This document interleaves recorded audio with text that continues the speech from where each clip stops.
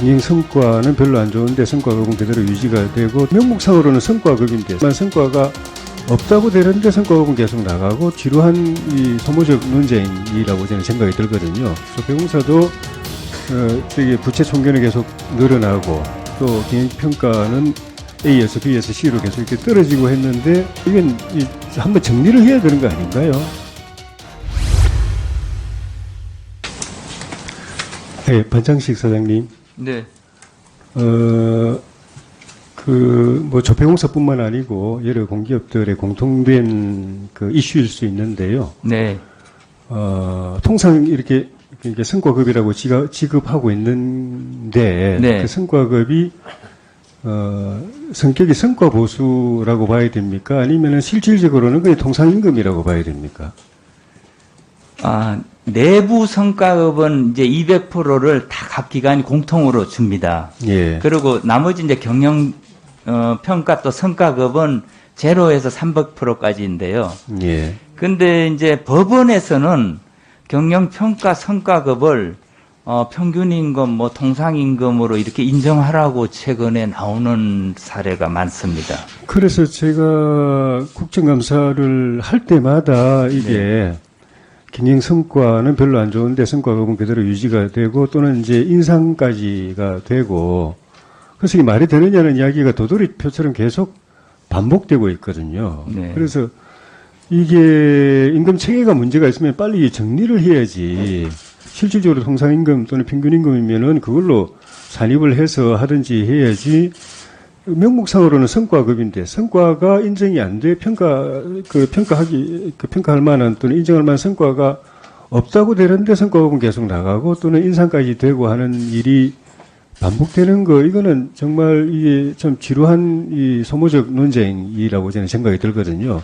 그 조폐공사 이번에 보면서도 조폐공사도 저기 부채 총계는 계속 늘어나고 또 경영평가는 A에서 B에서 C로 계속 이렇게 떨어지고 했는데 성과급은 계속 나가고 또 일부는 또 성과급이 인상도 되고 한 것을 보면서 또 이런 일이 또 생기나 하는 생각이 들어서 이 경영평가 이 항목 중에서 재무예산 그 운영 비중이라든지 또 이제 성과 비중이라든지 이런 것이 이제 임금 성과급 지급하고 이제 관계되어 있는 걸로 저는 알고 있는데 이 비중이 낮으니까 그렇다는 그런 문제 지적도 있는데 그걸 포함해서 지금 이제 사장님 말씀하신 그런 것까지 다 해서 이건 한번 정리를 해야 되는 거 아닌가요?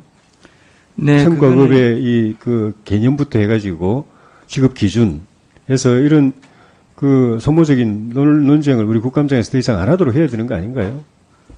그 기획재정부에서 이제 전체 공공기관의 공통된 지침으로 예. 해서 하고 있습니다. 그러니까 그 이제 예. 사장님은 기재부에서 차관까지 다 하셨으니까 그리고 이제 지금 또 그 공기업 또 대표를 하고 계시기 때문에 제가 이제 기억하기로는 이제 내부 성과금 200%는 종전에 이제 일률적으로 다 지급하다가 예. 그걸 이제 각 기관의 율은 전체 율은 똑같대 재원은 예. 기관 내부에서 이제 이 평가를 해서 좀 내부 직원들 간에 이제 차등은 하도록 이렇게 돼 있고요. 예.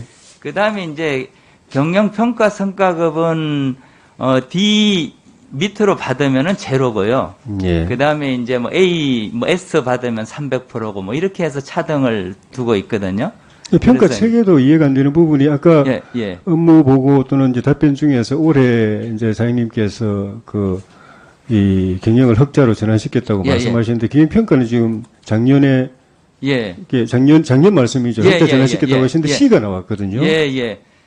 제가 이해하기로는 사실 작년에가 그 전에보다 이제 경영 성과는 상당히 많이 개선됐는데 그 저작년에 이제 2020년에 여러 가지 사건이 좀 있었습니다. 제가 오기 전입니다만 뭐 물리원이나 여러 사건이 그게 2021년도에 국정감사하면서 좀 이슈가 되고 언론에 많이 보도됐습니다. 그리고 이제 뭐 징계수사 그게 2021년 평가 받으면서 상당히 뭐 반영된 걸로 저는 이해하고 있습니다. 어쨌든 그 평가 제도도 개선이 돼야 되고 또 성과급 제도도 개선이 돼야 이런 일이 계속 이제 반복이 안 될 것 같아요. 그것도 이제 기재부도 계시고 지금 공기업 예. 대표를 하고 계시니까 예, 같이 예. 좀 고민해 주시고 기재부하고 또 나중에 종합감사 때 제가 또 다시 질의를 할 생각인데 한 번 또 협의를 해 주시길 부탁을 드리고요. 예, 예. 저도 뭐 그다음에- 건의하고 기재부에서도 이제 예.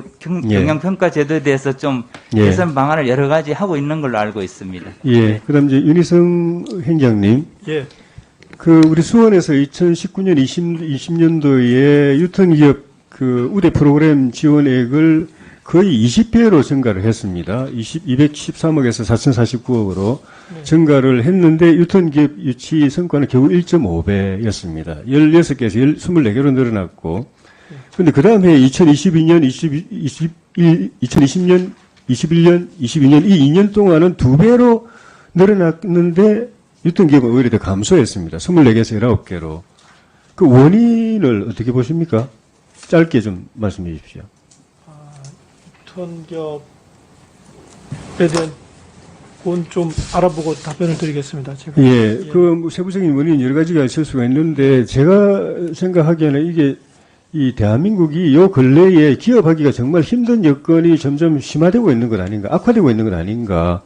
뭐 정부든 뭐 우리 국회든 뭐 법원이든 그런 그 기업을 옥죄는 기업하기가 힘든 그런 각종 반기업적인 정책들을 막 그냥 쏟아내니까 그러니까 여기 있는 기업들도 탈코리아를 하고 있는 상황이니까 탈출 러시를 벌이고 있는 상황이니까 외국에 있는 기업들이 돌아올 엄두가 거기 있는 것도 피곤하고 힘들어서 저 모국으로 돌아가고 싶은데 이쪽을 또 바라보면은 갈수록 더 기업이 잠재적인 범죄자들이 되고 뭐 자기가 책임질 수 없는 일까지 책임지고 쇠고랑 차고 감옥까지 가야 되고 폐가망신해야 되고 한 번에 다 망해야 되는 그런 것들이 막 쏟아져 나오니까 그 영향도 저는 뭐 구체적인 실무적인 영향도 있겠지만 그게 훨씬 더 큰 것 아닌가 하는 그런 생각이 좀 들었는데 그렇게 그게 맞다면은 그냥 이런 우대 예산 이걸 프로그램 예산 해가지고 지원 늘리는 거는 사실 뭐 의미 없는 것 아닌가 예산 낭비가 아닌가 하는 생각도 들고 그래서 그런 근본적인 기업 환경이 개선될 때까지는 이 프로그램은 좀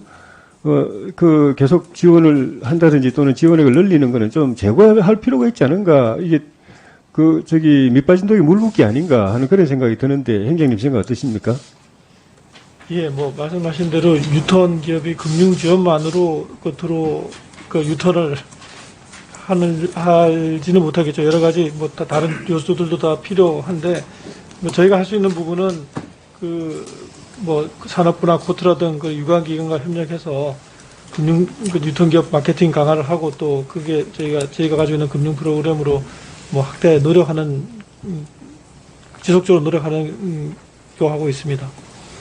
돌아오지 않는 기업들의 입장 왜 안 돌아오는지도 좀 파악을 해보셔가지고 지원을 해주는데도 예. 안 돌아오고 오히려 더 감소하는 이유도 한번 파악하셔가지고 대통령과 대통령을 유지를 할 필요가 있는 것인지 예.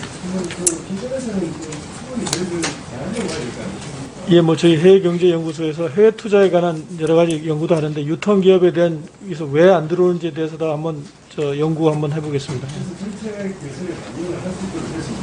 네, 알겠습니다. 네. 네.